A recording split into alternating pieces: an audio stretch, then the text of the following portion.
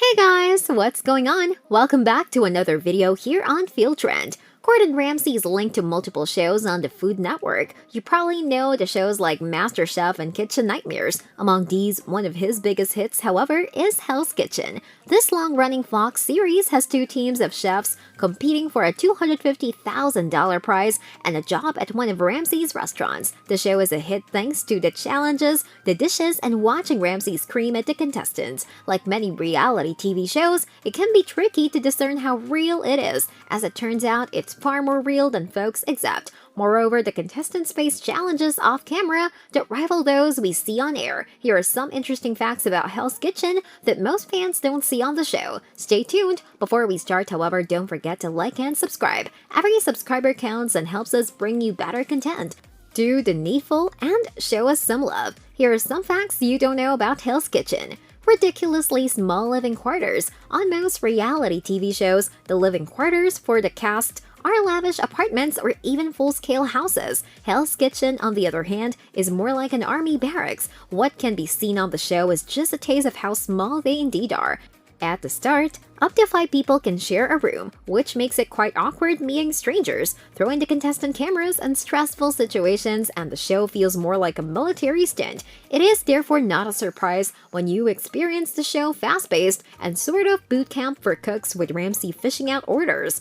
Secret ninja staff ready as backup. More than once on the show, Ramsay finally loses it over the chef's incompetence and shuts the kitchen down. So what happens to all that food?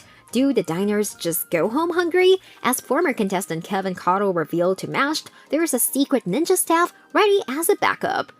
They take what food is left to make something for waiting diners and then clean up afterward. Just because the chefs go home early doesn't mean the patrons do. Contestants truly have no idea what's coming. It's true that many reality shows are scripted, and contestants are told what's to come and what to expect. But Hell's Kitchen isn't like that, as Ramsay and the producers relish in keeping the chefs on their toes.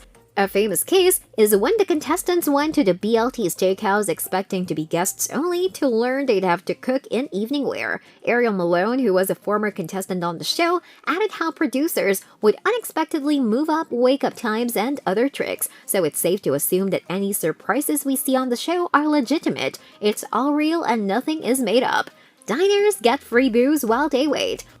While the focus is on the chefs, the diners and actual restaurants have their own challenges. Filming can take hours on end, so they have to wait. According to TV Guide, it's not uncommon for some diners to never get past the appetizer depending on how well the chefs work. On the plus side, the patrons are provided free drinks to pass the time while waiting for Ramsay to finish screaming at the contestants. Get privacy by singing. Okay, so this next one is quite a funny one. The contestants have to learn to handle cameras being on them 24/7 and impossible to get any alone time. And according to Mashed, several contestants have found a way to keep the cameras off them. Sing a famous song. You see, music rights are expensive and Fox can't just shell out more cash for a Taylor Swift tune popping up. No matter the voice, belting out a song is the best way to get the camera off you. This is why we should say a really smart way to get some alone time while you are a contestant on the show. You need to be a real cook to participate. In an interview with Entertainment Weekly,